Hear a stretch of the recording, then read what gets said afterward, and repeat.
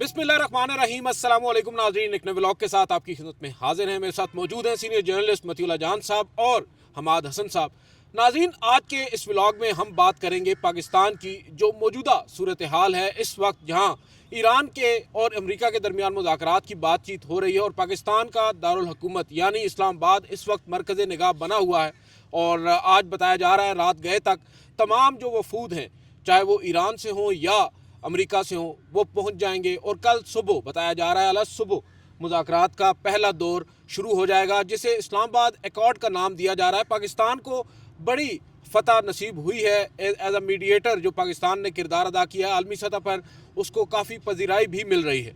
उसके ऊपर भी बात करेंगे और आगे चलकर हम डिस्कस करेंगे इस जंग को रोकने में अगर पाकिस्तान अपना किरदार अदा करता है और दोनों ममालिक ये तय करते हैं कि ये जंग अब आगे नहीं होगी, इनके दरमियान बाज़ाब्ता तौर पर मुआहिदा तय पा जाता है, तो पाकिस्तान इससे क्या हासिल कर सकता है? ये बड़ा अहम सवाल है। हम हमाद हसन साहब से भी इस बारे में राय लेंगे। सबसे पहले तो मतीउल्लाह जान साहब, ये बताइएगा आपके लिए कितना ये सरप्राइजिंग है, क्योंकि हमेशा से तनकीदी होती आई है हमारी फॉरेन पॉलिसी के ऊपर पाकिस्तान का जो किरदार रहा है। माजी में भी ये कहा जाता रहा है कि हमें कदर की निगाह से नहीं देखा जाता आलमी सतह पर। अब की बार ऐसा क्या हुआ है कि हमें हर तरफ से तारीफ़ें ही मिल रही हैं और ये बड़ी अच्छी बात है। जी, बहुत शुक्रिया आदिल सरफराज। मेरे ख्याल में पिछले 50-55 साल में ये पहली बार है कि पूरी दुनिया की तवज्जो इस्लामाबाद पर और दुनिया का मीडिया इस्लामाबाद में इसलिए आ रहा है कि कोई अच्छी वजह से पाकिस्तान के इस्लामाबाद के अंदर दारुल खिलाफे के अंदर कोई अच्छी वजह है। क्योंकि इससे पहले तो ज़िया-उल हक के दौर में फर्स्ट अफगान वॉर पे भी मीडिया ने इस्लामाबाद पे यलगार की थी, इंटरनेशनल मीडिया ने। फिर सेकंड अफगान वॉर में भी इंटरनेशनल मीडिया ने यहाँ पे यलगार की, या जहाँ पे जो बदकिस्मती से बड़े बड़े दहशतगर्दी के वाक़यात होते रहे हैं उस वजह से। लेकिन एक तवील अरसे के बाद पाकिस्तान में, इस्लामाबाद में पूरी दुनिया का मीडिया इस वजह से आ रहा है कि यहाँ पे ईरान और अमेरिका की जो एक जंग हाल ही में हुई है, एक तो उसकी जंगबंदी करवाने में पाकिस्तान का बड़ा अहम किरदार रहा, और फिर पायदार अमन के लिए और सस्टेनेबल किसी मुआहदे के लिए अब अमेरिका और ईरान के जो वफूद हैं, बड़े हाई लेवल डेलीगेशन, वो इस्लामाबाद में आ रहे हैं। तो ये पाकिस्तान की मैं समझता हूँ तारीख़ में एक बहुत बड़ी कामयाबी है, सफारती सतह के ऊपर, सफारती महाज के ऊपर। और इसका क्रेडिट किसको जाता है, ये एक बड़ा सवाल है। अब अगर आप ये कहें कि इसका क्रेडिट जो है किसी सियासी जमात को जाता है तो मैं तो नहीं मानता। अगर आप ये कहें कि इसका क्रेडिट किसी सियासी लीडर को जाता है तो वो भी यकीन की बात नहीं है। अगर आप ये कहें कि इसका क्रेडिट, शहबाज शरीफ साहब को आप क्रेडिट नहीं देंगे? देखिए ना, अगर आप ये कहें कि इसका क्रेडिट दफ्तर खारजा को जाता है, पार्लियामेंट को जाता है, तो ऐसी कोई बात नहीं है। इसका क्रेडिट जो है वो मैं समझता हूँ ना तो सफारतकारी है, ना ही सियासत है, ना हमारी मईशत है। इसका क्रेडिट जो है हमारी फ़ौजी क़यादत है और फील्ड मार्शल है। बदकिस्मती से ये क्रेडिट हमारे वज़ीर आज़म को जाना चाहिए था, वज़ीर ख़ारजा को जाना चाहिए था, ऐसा नहीं हुआ। मगर जो भी है, जिसको कहते हैं ना कि अब एक अच्छी चीज़ हो रही है तो अब हमें आम खाने चाहिए, हमें पेड़ नहीं गिनने चाहिए कि कितने पेड़ थे और कितने आम थे। तो आम अगर हम खाएं तो हमें ये नज़र आ रहा है कि पाकिस्तान एक तवील अरसे के बाद एक सफारती महाज के ऊपर अपने बहुत सारे जो राइवल्स थे, दुश्मन थे, मुखालफिन थे, उनको पीछे छोड़ गया है। और बावजूद इसके कि जो पाकिस्तान, जिसके हवाले से एक तासुर ये मिल रहा था कि एक तरफ इंडिया से भी जंग है, दूसरी तरफ अफ़गानिस्तान से भी जंग है, ईरान से भी आपने एक आध दफ़ा मिसाइल मार दिया, तो ये सफारती तौर पे तासुर दिया जा रहा था कि शायद हम तनहा हो रहे हैं अपनी पॉलिसियों की वजह से। तो हम उस एक तासुर को मिटाने में बहुत हद तक कामयाब हो रहे हैं। और यहाँ पे अमेरिका के आला तरीन क़यादत का और ईरान की क़यादत का इस्लामाबाद में आना, ये इस बात का सबूत है कि पाकिस्तान बतौर एक इस्लामी और बज़ाहिर जमहूरियत और एक एटमी ताकत के मैं समझता हूँ कि सफारतकारी के महाज पे अपना वो भरपूर किरदार अदा कर रहा है जो उसको अदा करना चाहिए। और आप ये देखें कि पाकिस्तान ने जो भी एक पॉलिसी अपनाई, उसमें अरब ममालिक, उसमें ईरान, उसमें अमेरिका, ये मशरक़ वस्ता के जो ममालिक हैं, वो सब के सब पाकिस्तान के इस किरदार पे इत्तफाक कर रहे हैं, इसके ऊपर एग्रीड हैं कि यहाँ पे ही मुज़ाकरात हो सकते हैं, किसी और जगह मुज़ाकरात नहीं हो सकते। तो ये बहुत बड़ी मैं समझता हूँ एक कामयाबी है।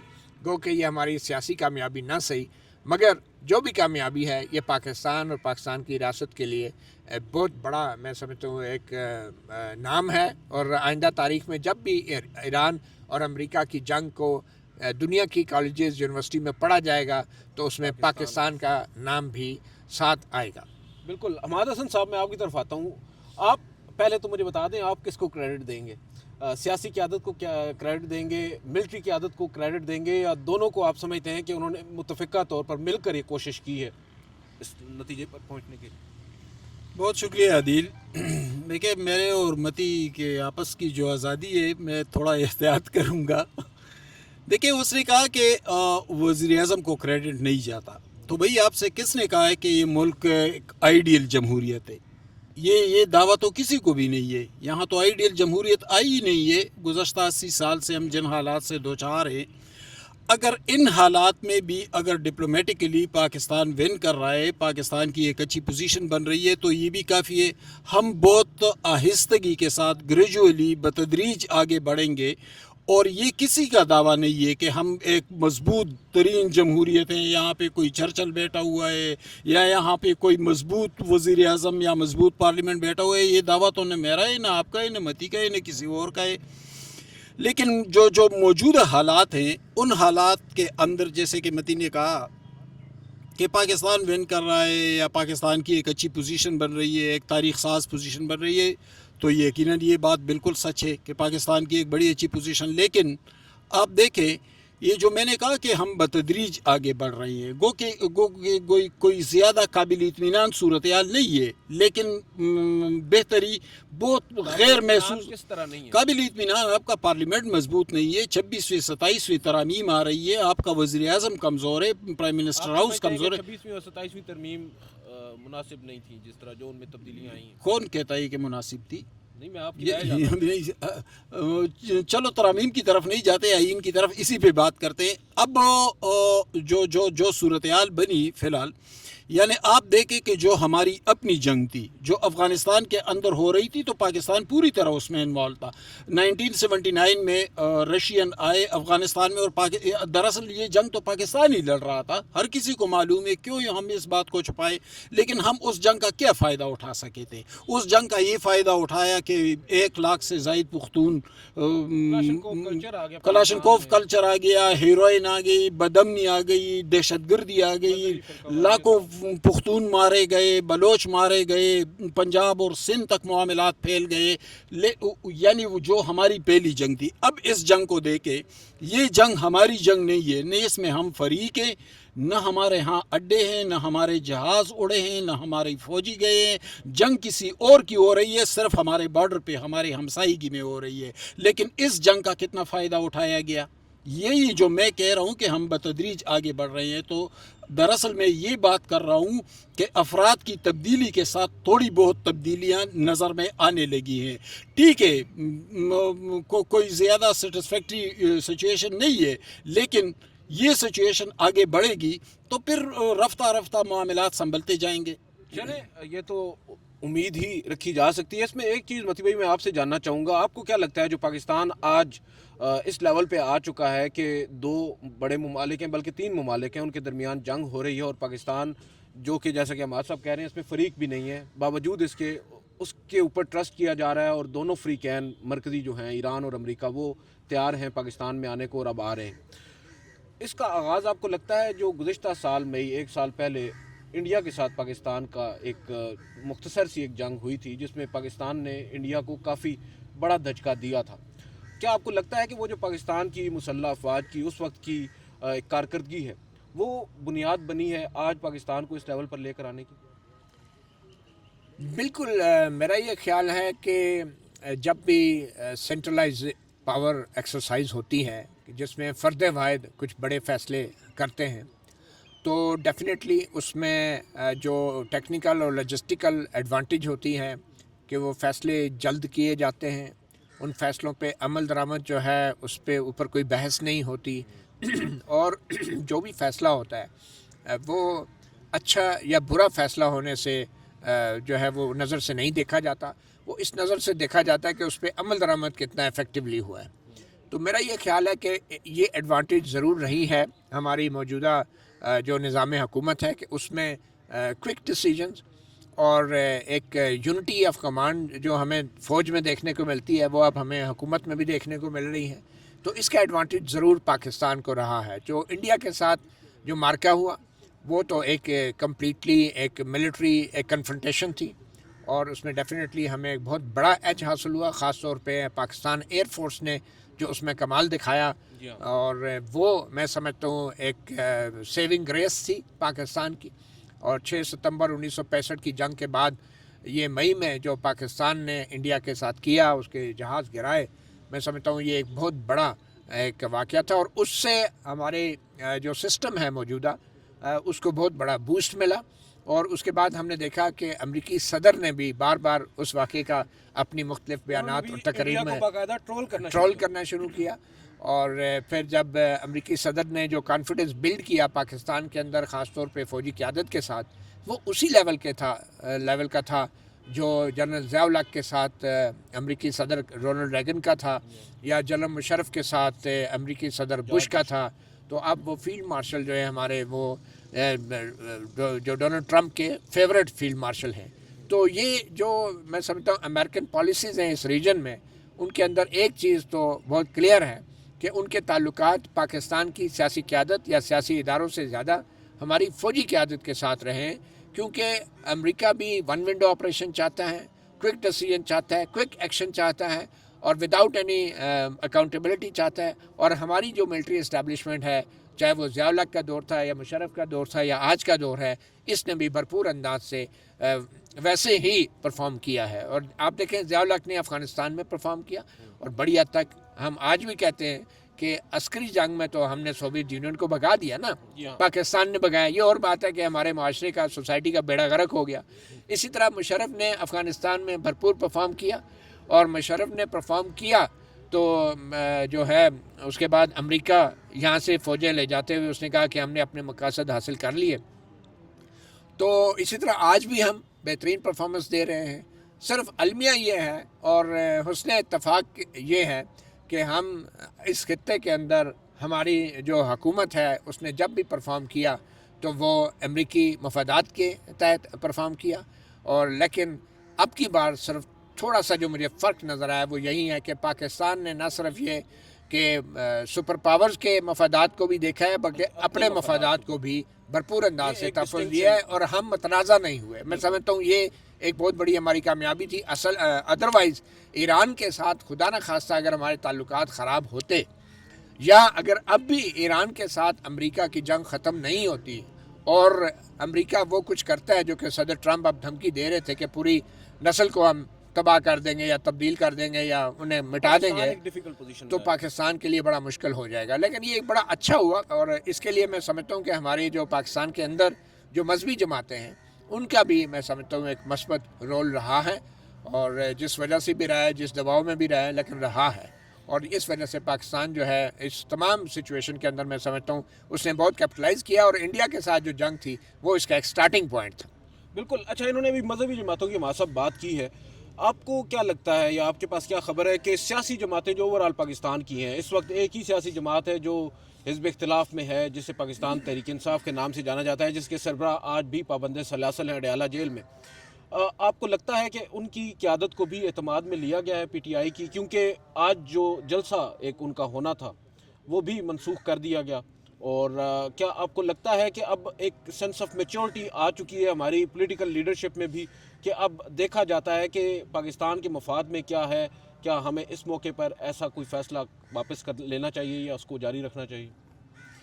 دیکھیے عدیل, جہاں تک میرے انفارمیشن ہے تو پی ٹی آئی 2 حصوں میں منقسم ہے. ایک حصہ وہ ہے جو سوشل میڈیا کے ہاتھ میں ہے, یوٹیوبرز ہیں, سوشل میڈیا ٹرولز ہیں, وہ اس سے کمائی بھی کر رہے ہیں, اس سے کما بھی رہے ہیں, اس کے ذریعے پروپیگنڈا بھی کر رہے ہیں, گالم گلوچ بھی کر رہے ہیں, وہ انہی لائنز پہ چل رہی ہے جس سے ان کو فائدہ ہو رہا ہے. دوسری پی ٹی آئی وہ ہے جو میچورٹی کے ٹریک پر ہے, جو آگے کی طرف جا رہی ہے, جو تازہ ترین صورتحال بنی ہے. تو جو میں اپنے انفارمیشن کے مطابق بات کروں تو جو موجودہ منظرنامہ ہے یہ ریسنٹ سینیریو, تو اس میں سے بھی پی ٹی آئی آؤٹ نہیں ہے. یعنی بعض جو سنجیدہ یعنی سنجیدہ ہم اقبال افریدی یا جنید اکبر یا ان لوگوں کو تو ہم سنجیدہ نہیں کہہ سکتے، لیکن یہ ایسا بھی نہیں ہے کہ پی ٹی آئی کے اندر کوئی سنجیدگی نہیں ہے، اس کے اندر بڑے سنجیدہ لوگ بھی موجود ہیں، تدبر والے لوگ بھی موجود ہیں۔ تو ان لوگوں میں سے 2 لوگوں کے ساتھ کوارڈینیشن ہوئی ہے، اور اگر آپ گزشتہ 24 یا 48 گھنٹوں کے اندر دیکھیں تو پارلیمنٹ کے اندر بھی جو ٹاپ لیڈرشپ ہے پوزیشن کی، پی ٹی آئی کی نہیں، یعنی ایچکزئی صاحب کی بات کر رہا ہوں کہ ایچکزئی صاحب کا رویہ بڑا مثبت تھا، تعمیری تھا، بہت کنسٹرکٹیو رویہ تھا، اسی طرح بیرسٹر گوہر کا رویہ۔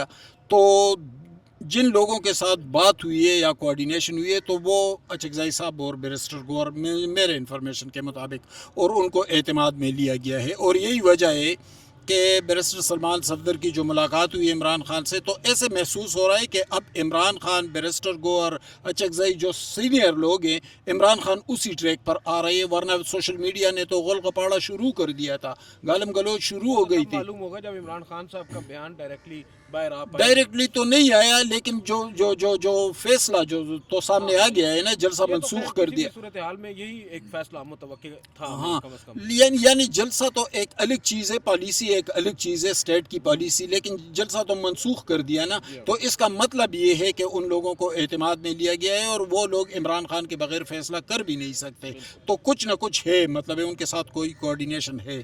چلیں لاسٹلی متی بھائی مجھے یہ بتائیے گا، اب جب کہ پاکستان ایک بڑے پلیئر کے طور پر سامنے آیا ہے، ابھی تھوڑی دیر پہلے فرانس کے صدر نے بھی کال کی ہے پرائم منسٹر شہباز شریف کو، اسی طرح دیگر بھی ممالک کے جو سربراہان ہیں وہ رابطے میں ہیں پاکستان کی اعلیٰ قیادت کے ساتھ۔ پاکستان کیا آپ کو لگتا ہے کیپٹلائز کر پائے گا اس موجودہ سچویشن کو، جو ہم پاکستان کے اپنے مفاد کی بات کر رہے ہیں؟ ظاہری بات ہے، ایک جانب ایران ہے، ایک جانب مذاکرات کی میز پر امریکہ ہے، انہوں نے تو دونوں نے اپنے مفادات دیکھنے ہیں، انہوں نے تو پاکستان کا مفاد نہیں دیکھنا، پاکستان نے تو اپنا مفاد دیکھنا ہے۔ آپ کو کیا لگتا ہے کہ پاکستان کیسے وہ مفاد حاصل کرے گا؟ جو تجارت پابندی ہے ایران کے اوپر اس وقت، جو سینکشنز ہیں، اس کے ختم ہونے سے کیا پاکستان کے لیے حالات بہتر ہو سکتے ہیں؟ جو تیل کی برآمد ہے، بہت ساری چیزیں ہیں نا۔ عدیل، میرا خیال ہے کہ پاکستان کا سب سے پہلے ہم نے دیکھنا ہے کہ مفاد ہے کیا۔ پاکستان کا سب سے بڑا مفاد ایران امریکہ جنگ کے اندر یہ ہے کہ یہ جنگ فوری طور پہ بند ہو جائے اور دیر تک بند رہے۔ دوسرا مفاد یہ ہے کہ جو شرائط ہیں ایران کی اور پھر امریکہ کی، وہ دونوں شرائط کسی حد تک دونوں فریق جو ہیں قبول کر لیں۔ مثال کے طور پہ اگر امریکہ کہتا ہے کہ ایٹمی ہتھیار نہ بنانے کی ضمانت ملے، وہ ایران دینے کو تیار ہے، وہ پہلے ہی کہہ رہے کہ ہم ایٹمی ہتھیار نہیں بنا رہے۔ پھر جو یورینیم افسودگی ہے، جو افسودہ شدہ یورینیم ہے، اس کے ذخیروں کے حوالے سے کیا ایران جو ہے وہ تمام ذخیرہ جو ہے وہ IAEA international atomic energy agency کے حوالے کرتا ہے، اس کو دیتا ہے۔ تیسرا یہ کہ ایران کا جو ابنائے حرمز، ایران نے بحرین میں جو امریکن سے ملاقات ہوئی تھی تو 450 کلو گرام افزودہ یورینیم کا اقرار بھی کیا تھا، اور اسی کے حوالے سے اب سوال یہ ہے کہ وہ کس کے پاس آئے گا، کس کی کسٹڈی میں جائے گا۔ تو اب اصل چیز یہ ہے کہ اس جنگ کو جب شروع کیا تھا امریکہ نے اور اسرائیل نے، تو اس وقت تک ابنائے حرمز کھلی تھی۔ اب جو ہے جنگ جب ختم ہوگی تو امریکہ کی سب سے بڑی شرط یہ ہے کہ ابنائے حرمز کھول دی جائے، لیکن یہ شرط جو ہے اسرائیل کی طرف سے ہم نے کبھی نہیں سنی، اور یہی سب سے بڑا ایک سوال ہے، معمہ ہے۔ اسرائیل ایک انگما ہے، ایک ڈائلما ہے پاکستان کے لیے، ایران کے لیے اور امریکہ کے لیے بھی، کہ اس مذاکرات کے اندر اسرائیل شامل نہیں ہے اور ہو بھی نہیں سکتا۔ اسلام آباد میں پاکستان تو اس کو دعوت دے نہیں سکتا، نہ وہ اسرائیل خود آ سکتا ہے۔ ہاں، امریکہ جو ہے، امریکی حکومت جو ہے، وہ اسرائیل کے مفادات کی نمائندگی کر رہی ہے ان مذاکرات میں، تو کوئی بات نہیں، ٹھیک ہے۔ اب دیکھنا یہ ہے کہ کیا اسرائیل کی کوئی گارنٹی دے گا۔ اسرائیل نے ابھی کل ہی لبنان پہ حملہ کیے، 150 زائد افراد جو ہے وہاں پہ شہید کر دیے اس نے، اور پھر امریکہ کے صدر ٹرمپ نے کہہ دیا کہ جی لبنان جو تھا وہ اس جنگ بندی کا تو حصہ ہی نہیں تھا، جبکہ ہمارے وزیر اعظم شہباز شریف کی ٹویٹ میں یہ واضح طور پہ لکھا تھا کہ لبنان اس جنگ بندی کا حصہ ہے۔ چلے، اگر یہ وجہ مذاکرات نہ ہونے کی نہیں بھی بنی، یہ ایک اچھی بات ہے کہ دونوں فریقین تحمل کا مظاہرہ کر رہے ہیں، ادروائز یہ بڑا ایشو بن سکتا تھا، ایران اس کو ایشو بنا سکتا تھا کہ بھئی یہ لبنان پہ آپ حملے کر رہے ہیں۔ تو اب دیکھنا یہ ہے کہ کیا مذاکرات کی ٹیبل پہ بیٹھ کے اسرائیل کی گارنٹی دینے کو تیار ہے امریکہ؟ وہ اسرائیل جس نے امریکہ سے پوچھے بغیر خرگ آئی لینڈ پہ حملہ کیا اور امریکہ نے کہا کہ ہم سے مشورہ نہیں کیا گیا، وہ اسرائیل جس نے امریکہ سے پہلے ایران پہ حملے کیے، اور پچھلے سال جب یہ پہلے جو حملے ہوئے جون میں، تو وہ بھی امریکہ سے پوچھے بغیر اسرائیل نے شروع کیے تھے، پھر امریکہ کو جوائن کرنا پڑا۔ وہ اسرائیل جس کی امریکی حکومت کھلم کھلا علل اعلان گارنٹی دینے کو تیار نہیں ہے، اور اسرائیل، مجھے یہ بتائیں کہ اگر اسرائیل کی گارنٹی امریکہ نہیں دے پا رہا تو پھر ایران سے کس قسم کی گارنٹی مانگی جا رہی ہے کہ جو پراکسیز ہیں ان کو روکا جائے؟ اگر آپ لبنان پہ حملے کری جا رہے ہیں اور پھر ایران سے کہہ رہے ہیں کہ لبنان میں جو حزب اللہ ہے اس کو آپ کنٹرول کریں، یہ کیسے ہو سکتا ہے؟ ایران تو تب حزب اللہ کے کہنے کی پوزیشن میں ہوگا کہ جب لبنان پہ آپ حملے روکیں گے۔ یہ تو نہیں ہو سکتا کہ لبنان پہ اسرائیل حملے کرتا رہے اور ایران جو حزب اللہ کو مناتا رہے کہ یار آپ کچھ نہ کریں۔ تو یہ ایک امریکی کی جو پالیسی ہے، صدر ٹرمپ نے جو کہا کہ لبنان جنگ بندی کا حصہ نہیں ہے، اگر نہیں ہے تو پھر آپ ایران سے کیسے گارنٹیز لے سکتے ہیں کہ لبنان کے اندر حزب اللہ کو سپورٹ نہ کریں یا پراکسیز کو سپورٹ نہ کریں؟ تو ایک سب سے بڑا تضاد ہے امریکی انتظامیہ کی پالیسی میں، اور لبنان جب تک ٹیبل پر کے اوپر مینیو پر نہیں ہوگا، مینیو تو نہیں کہنا چاہیے، ٹیبل پر نہیں ہوگا، اس وقت تک یہ جنگ بندی پائیدار نہیں ہوگی، اور اسرائیل کی گارنٹی بھی دینا ضروری ہوگی۔ اب اس میں پاکستان کیا کر سکتا ہے؟ پاکستان تو یہی کر سکتا ہے کہ کسی نہ کسی طرح ایران کو، امریکہ کو ایک ٹیبل پہ بٹھائے اور ان کے درمیان کم از کم یہ معاہدہ ہو جائے کہ جو آبنائے ہرمز ہے وہ کھل جائے، اور جو آبنائے ہرمز میں کھلنے کی شرائط ہو سکتی ہیں، کیونکہ ایران کی تباہی بھی بہت ہوئی ہے، ایران کا قصور بھی کچھ نہیں تھا، اور سچی بات تو یہ ہے، مجھے یہ لگ رہا ہے کہ یہ جو آبنائے ہرمز بند ہوئی ہے یہ امریکہ نے بند کروائی تھی، کیونکہ آنے والے 15 20 25 30 سالوں کے اندر امریکہ جو ہے اس کے پاس جو ہے اضافی تیل کی پیداوار ہے، وینزویلا اس کے پاس ہے، وہ کہتا ہے کہ عرب ممالک سے نہیں امریکہ سے تیل خریدے جائے، یورپ بھی اور چائنا بھی اور تمام ممالک امریکہ سے تیل خریدیں۔ تو عرب ممالک کو یہ بات سمجھ نہیں آئی کہ جن کو انہوں نے اپنے گھروں میں فوجی اڈے دیے تھے وہ ان گھروں کو تباہ کروا کے ایران سے خود چلتے بنے، اور ان گھروں کا کاروبار جو تیل کی ترسیل تھی اس کو بھی ٹھپ کر کے اب وہ جا رہے ہیں۔ یہ تو آگے جا کے اسٹیبلش ہوگا، اور ایران کے جو اگر امریکہ راضی ہو جاتا ہے کہ ایران آبنائے ہرمز کو کنٹرول کرے، اس پہ ٹول ٹیکس لگائے، تو اس کا مطلب یہی ہوگا کہ امریکہ اور ایران، امریکہ عمان کے ذریعے اور ایران براہ راست مل کر آبنائے ہرمز کو کنٹرول کریں گے، اور ایک وقت آئے گا ہو سکتا ہے کہ امریکہ جو ہے عرب ممالک کا جو تیل ہے اس کے اندر اس کو اتنا مہنگا کر دے کہ لوگ امریکہ کے تیل کی طرف بھی دیکھیں۔ چلیں بہرحال میرے خیال ہے ویڈیو کنکلوڈ کرتے ہیں، کافی طویل ہو گئی، آج کے اس ولاگ سے اتنا ہی۔ اور اب ناظرین، اب تازہ ترین تو صورتحال یہی ہے، بتایا یہی جا رہا ہے کہ اب سے کچھ دیر کے بعد ایرانی وفد بھی اور امریکی وفد بھی بتایا جا رہا ہے رات گئے تک آج پہنچ جائے گا، اور کل صبح بتایا جا رہا ہے کہ مذاکرات کا پہلا دور شروع ہوگا۔ امید رکھتے ہیں کہ جو بھی ہوگا اچھا ہوگا اور پاکستان کے حق میں کم از کم بہتر ہوگا۔ آج کے اس ولاگ سے اتنا ہی، مجھے مطیع اللہ جان صاحب کو اور حماد حسن صاحب کو اجازت دیجیے۔ اللہ حافظ۔